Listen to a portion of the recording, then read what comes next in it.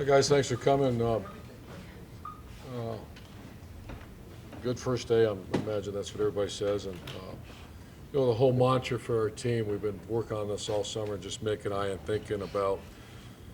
And Tim Kite was involved too. It was just the whole thing's going to be the edge, and the edge is where average stops and the elite begins. And the great players we've been around, individuals, those are when they become their best. Is when it gets real hard, and the average person, the average player, the average coach, that's when they kind of shut her down because it gets real hard and uncomfortable.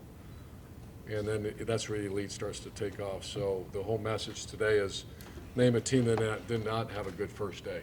There's 130 teams right now that had great first days. That's the average. That has nothing. There's really no bearing on anything really, other than we're just trying to get install plays and all that. So there's no really evaluation other than maybe a skill set. But I'm going to watch it real closely, and that's the message to our players, that you think of the great ones we've had around here, and the cool thing is it's never too late to change. And I use examples. Steve Miller, did he graduate or not graduate? Yes, yes. Guys like Steve Miller, he's a graduate, he's a national champion, and he decided in his last year to go and cross that line, cross that edge, and become elite at what he did. So I'm anxious to see who's going to cross that line, even guys that haven't been here, and then a very impressive first year group of players that went out this morning. They're I say this often. I hope they all play, but there'll certainly be some of them play because we don't have the pads on yet. So once again, average is where the edge is where average stops and elite begins. There's that fine line when that happens, and that's why it's elite, because very few players, when it gets really, really hard, very few coaches. I've had coaches that when it gets really hard, they're not very good at what they do. And then I've had other coaches that becomes elite. That's when you can cross that line, get that big-time recruit, cross that line and get your players to perform in adverse situations or when it gets real hard. So obviously I'm counting on about practice 12 is going to be that line of demarcation where I'll tell you what kind of team we'll have. When it gets tough and hard, they just kind of don't like it, and they keep turning around and look for guys like Taylor Decker and Darren Lee and Josh Perry will be average as anything. If we see some guys step up like we did in 14 and last year, then we have a chance to be special, because athleticism is not an issue. Chemistry, toughness, those kind of things I just don't know yet, because we just ran around in shorts and looked pretty good running around today. So I'll answer any questions for you. All right, over here, Clay. Is that about the same time you want to have that starting lineup?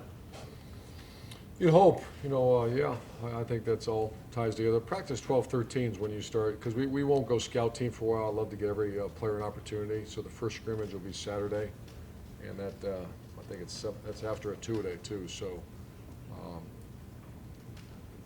next week, not this week, the next week we should start getting some. I'll make announcements too, and we always make a big deal, make that call to that family and say, make sure you go on the road games because your son's starting. Those are great phone calls to make. Was there a guy today that stepped out and did down? Second row left, Ari. Urban, we talked about months ago about the texting rule that they passed and the social media rule August 1st. All that stuff kind of happened, and your staff seemed to be prepared, at least the next morning, in terms of who to retweet, which prospects, and all this stuff. Can you tell me a little bit about how that has impacted your staff's philosophy on recruiting? And we see all the retweets and stuff on social media, but how much has changed with you guys with texting behind the scenes? Oh, it doesn't impact to us. A text it's just a student athlete gets inundated, and I heard from players that it's a pain in the, because everybody's texting them. They can't control. I guess they can block numbers, but the one thing about social media, which I don't include texting into that, social media you can decide who you want to have conversations with. So it doesn't impact us whether you text or. That's not the purpose of the rule. Does that make sense? Right. It's all about the student athlete. So I'd ask them. To us, it's just. But now you're able to text them as much as you want, whereas in the past you had restrictions of how much and when. No, there was no texting before. Right. So now that you have that, I'm sure that there's been an increase. It's no difference to us than whether it's text message or DMing. Does that make sense? Right. It's still you're doing, hey, how's it going? Give me a call. That doesn't change. It's on the student athletes end. Is they get inundated now. They can't control their phone, and when they're done with it practice, that phone. Can you imagine what that mess looks like? Their schools texting them that they don't want to hear from. and they can't just turn off that. Where in social media, I don't want to hear, they just don't follow them. So that it's not so much with us. It hasn't changed us at all. The night before August 1st, when it all happened, did you guys have like a plan of here's how we're going to No. attack social media? Here are the guys that were you guys in your room the night before saying, here's who we're going after, here's how we're doing it? Or was it just like it's August 1st, let's retweet everybody? I don't know. I don't know. It doesn't. I have Pantone does all that. I have my guys I text, and I don't do retweeting because I don't want to offend anybody. So I don't know those questions. Front row right, Austin? Further than some August and training camps where you say, everything this month is to get ready for the first game. And you have so many jobs to sort out. At what point can you do that, get ready for the opener? Or are you doing that already? How do you manage that? It's a good question. Normally speaking, you are like last year. Let's go win the first game. Probably next week, a lot like what Clay asked. Next week we'd like to start narrowing it. We have an idea who are going to play, but there's some really good young players. So by next week, I'd love to start giving you guys it when a guy earns it, Does it and help announce to- people as starters. Does it help to have that head start at quarterback this year? Oh yeah, it's in the center, and there's some key positions, but the quarterbacks, it's great to have them there. Bill? Can you elaborate on the edge, who came up with the idea and how that became such a big Yeah, deal? Tim Kite, we have leadership training quite often with our staff, more than probably ever this year. We're going to carry, at some point, we'll do it with our players. And I just, that was very appealing. I always like to give a visual as well as a very clear picture for everybody. And we've had a bunch of great players roll through these chairs, and they had one thing in common. It wasn't height, weight, vertical jump, or 40-yard dash time. It was when it got really hard, they got really good. And JT is a great example. That second overtime, I use it all the time. But those are edge moments. And there's other guys we had that just didn't materialize. They just didn't play. And once again, it wasn't because of vertical jump and speed and whatever. It was because when it got hard, they didn't like it. And I've had teams that weren't very good. When it got hard, they didn't like it. And I've had teams that became exceptional when it got hard. And so that's when the average people kind of start to disappear. I know it's too early to say so-and-so jumped out at you, but was there an overall impression you got of the team today at all? Not really, I think we're a very athletic team. It's going to be good to have everybody together tomorrow. This morning you guys were out there very slow, just teaching them how to, practice. Second row left, Lori? Coach, obviously when you go into a game, you have a plan, but you adjust it depending on what's going on. How much is that true of a practice?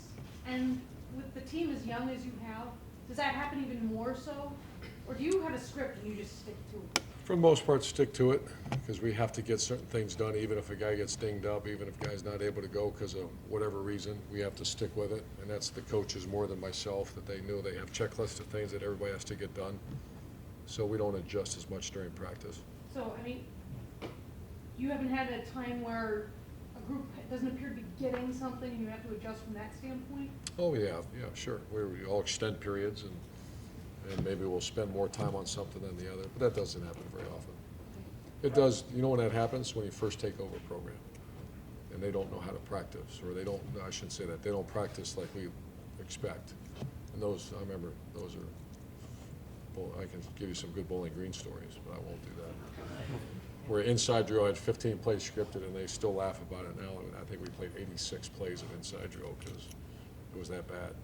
But we don't. Front row right, Tim? I hope we don't have to do that here. Yeah, a couple things. Number one, like you're talking about the edge, the Wolves thing and things like that. Do you find years like this, do they keep you as a coach fresh? You have to kind of reinvent yourself a little bit, don't you, from year to year? We have to think like an 18-year-old, and Yeah. that's a challenge I have for our staff all the time. I'm trying to appeal to the 52-year-old assistant coach. I don't really care. To the 18-year-old that has to go do his job, that has to do very uncomfortable things, we have to appeal to them. Yeah. And I think if you notice a lot of these, the chase, the grind, the visuals of the edge, the wolf, those are all, hey, it's not one of these things, hey, let's try this. It's extremely well thought out. I have my little team, David Drischel, Tim Kite, Mickey Marotti, and we kind of meet very often on this. And how do we get that human spirit? How do we solve that mystery of how to get them to go as hard as they can? Yeah, and that's why, we were asking you in Chicago, reflecting on last season, but really last season has very little, worked and didn't work last year has very little to do with, well, it has some to do, but it has little to do with as you approach this year, right? I mean, from this. Very little, I think, as a veteran group, so if I ever have a veteran group again, Yeah. I'll learn from that experience, but this is a lot like 14. Yeah. And Drew Chrisman, is he going to gray shirt or, I mean, he gets to work in the preseason camp, right? I mean, I don't understand. No, he right now is paying his own way, and there's a chance we'll put him on. I'm still dealing with numbers issues right Yeah. now. Okay. But no, he's our backup hunter, and he looked great today. But there was a point, because I remember he told me on signing day that he might gray shirt. Right. Yeah, but that is. Well, changed. that's the problem is the parents have to pay for school and all Right. that. So if they want to sit for 6 months, then he gray shirts. That's what a gray shirt is. Right. Front row middle, Dave. You mentioned you're impressed with your freshman class so far. You said back on signing day you would hope 18 true freshmen would play in a perfect world. Is that still kind of the goal, or? Sure. Um, Sure it is. It won't happen, but this is, the last year's group was not very mature for whatever reason. And there's a lot of reasons, because they're not bad people. It probably was they looked in front of them and saw a monster that they couldn't beat out. And what's a human nature? I'm not gonna beat that guy out, so I'm gonna act like an 18-year-old. Where if all of a sudden you're getting ready in 3 weeks, I say, go, you're playing. That kind of makes people mature rather quickly. So I think it's a much more mature group, because they see this is open season, man. Go beat someone out. Now, on the offensive line, you have 2 open spots. Not how much up they're really open with Michael Jordan and Isaiah Prince. Is there a chance that you could rotate the first couple games, like a guy like Malcolm Bridges could rotate in there, or do you want Yeah, I to get think a so. solid 5 from day one? I hope we have a solid 5, but I'll more, probably next Wednesday would be the ideal time I can start telling you who's going to play. 'Cause Malcolm's looked great. That's a big athlete now. And a great kid. Second row middle, Ryan. We were talking with Ray Fawn at Big Ten Media Days, and someone asked him about Michael Jordan potentially starting, and he said, hey, he's got to make it through his first camp first. When you've got true freshmen like that, how do you balance, getting them ready for college football with, not completely wearing them down with two-a-days and things like that? That's the hard part of what, that's not just freshmen, it's not true freshmen, but even redshirt guys. So that's a fine line. And keep guys healthy, but get them game. And that's the tough thing about football. All due respect, it's not shooting free throws or spiking a volleyball. And I love those sports. But football, if you want to give them a game rep, there's 11 bodies going against each other full speed with one objective, knock the what out of the other guy. So you have to be very efficient in when you're doing those things. That's more time spent on that. I think I said that earlier. More time spent on that than I've ever spent on practice schedules. Last couple questions. Over here to the right, Matt. With the kind of team you have, the inexperience and everything, do you kind of, building on what Tim was asking, do you feel different going into this camp? Does the start of camp feel the same for you year after year, or are you sitting there going, God, we got a lot of things we got to get done? Well, this one feels different. Yeah, in what ways? I mean, what did you stand? Oh, I don't want to screw it up. I mean, you guys know me well enough after all these years. I don't want to look back and say, damn it, why didn't I do this? Or, you put them in too many contact situations. So, but every year is different. And this, it's exciting too, because it'd be a little bit depressing if you walk in here and that we weren't very good. I think we can have a chance to be pretty good. And last questions. Doug. Urban, it looked like before practice you welcomed back a couple of the guys who had been coming back from injury. Yeah. Dontre Wilson in particular, I remember when we were in Chicago, like before his freshman year, we asked you a million questions about him and his potential. Now here he is as a senior and he's had some injuries. Could he still Sure. be that guy that Sure. maybe everyone thought he could be? Oh, yeah, he's 198 pounds, and the guys you're talking about are Noah Brown, Cam Burrows, Dontre Wilson, Eric Smith. And the hardest part of our profession is when a player gets hurt. And one of the great things of the profession when they come back and join their team again. And so I just I do that every year, and see the guys light up because they're playing the game they love again, and being around the kids they enjoy being around. I remember you mentioned something in Chicago about when Dontre first started off, he couldn't really block, so he had to. Has he got it all now? Like, I think so. He's got to, his body's got to maintain. It's a tough sport, and his heart's always into it. It's just when a broken foot, you can't control that. But I'm anxious. He had a good day today, but it's a long journey. And the thing to keep in mind too, why two-a-days are so important, why training camp is so important. You have 29 practices to get ready for your first game, and I always count about 24 left the rest of the season. So 50% of your practices are done before the first game. And then it's just maintenance, and it's not development, it's maintenance. You always develop a couple guys, but it's not like, this is all development and all figuring out. So if you look at, it's kind of not equated properly. I mean, but that's the way it is, because football, you can't really have live scrimmages on a Tuesday and Wednesday getting ready to play. So you got that, this 3-week period, you're gonna, it's either this or this. Coach, thank you very much. Thank you.